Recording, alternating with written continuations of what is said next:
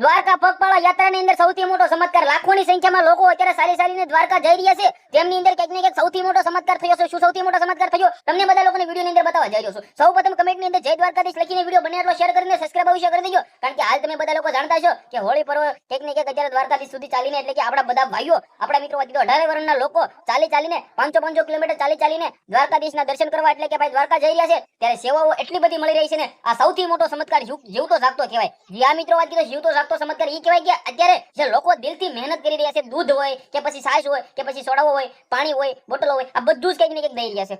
જે આ મિત્રો વાત કીધો સૌથી મોટો ચમત્કાર જીવતો જાગતો તો આ કહેવાય કે આજકાલ આટલા બધા લોકો સેવાઓ કરી રહ્યા છે. આજકાલ આટલા બધા લોકો ચાલીને જઈ રહ્યા છે. આજે કોઈ પણ લોકોને મોબાઈલમાંથી ભાઈ બહાર નથી આવતા. કોઈ પણ લોકોને એટલો ટાઈમ નથી હોતો કે ભાઈ કંઈક ને કંઈક પોતાના ઘરના ફેમિલીના લગ્ન હોય ને ત્યાં પણ નથી જતા. પરંતુ આપણા ડાકોરનો ઠાકોર અને દ્વારકાધીશ જે કંઈક ને કંઈક કહેવાય ને કે તેમના દર્શન કરવા માટે અત્યારે લાખોની સંખ્યામાં લોકો ચાલીને જઈ રહ્યા છે. તો આ છે અત્યારનો સૌથી મોટો ચમત્કાર. તમે બધા લોકો કહો છો ને કે ચમત્કાર શું છે? ચમત્કાર આ છે કે અત્યારના જમાનાની અંદર પણ લાખોની સંખ્યામાં, કરોડોની સંખ્યામાં શ્રદ્ધાળુઓ હોય, લોકો હોય, જે રીતે ચાલીને જઈ રહ્યા છે ને, જે આ મિત્રો વાત કીધો સેવાઓ પણ એટલી સારી મળી રહી છે. પરંતુ સાવચેતી એ રાખજો, રોડ રસ્તાથી થોડા દૂર ચાલજો, કારણ કે એક્સિડન્ટ ન થાય, કોઈ પણ લોકોને, કોઈ પણ ભાઈઓને પ્રોબ્લેમ ન થાય. કારણ કે જે રીતે તમે બધા લોકોએ જોયું છે કે ભાઈ દ્વારકાધીશના દર્શન કરવા હોળીના દિવસે કંઈક ને કંઈક દ્વારકા પહોંચશે અને ત્યારબાદ દ્વારકાધીશના દર્શન કરશે. તો ખાસ કરીને કમેન્ટની અંદર જય દ્વારકાધીશ લખી દેજો. વિડીયો શેર કરો, ફોલો કરો, સબસ્ક્રાઇબ કરો, જેથી હું તમારા સમક્ષ આવીને એવી જાણકારીઓ પહોંચાડ કરો. આજના વિડીયોમાં ત્યાં આપણે એક નવા વિડીયો મળી.